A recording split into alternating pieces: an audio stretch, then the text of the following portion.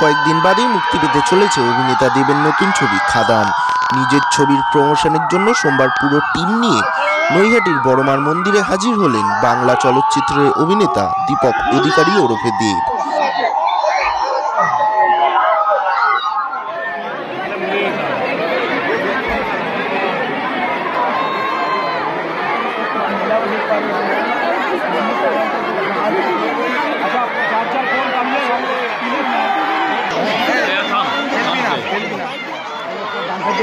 নতুন ছবির সাফল্য কামনা করে মায়ের কাছে পুজো দিয়ে আশীর্বাদ নিলেন অভিনেতা।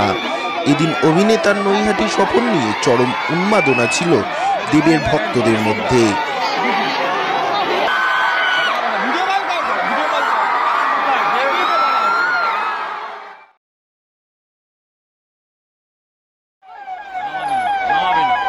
প্রিয় অভিনেতাকে এক ঝলক দেখতে দুপুর থেকেই মন্দির এলাকায় ভিড় জমান তার ফ্যানেরা।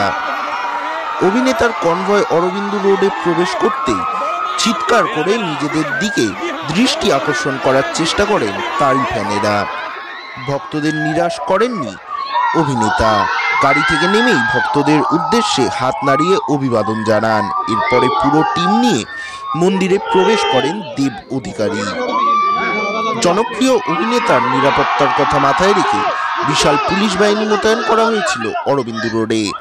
দেবের অনুগামীদের সামাল দিতে রীতিমতো হিমশিম খেতে হয় পুলিশকে।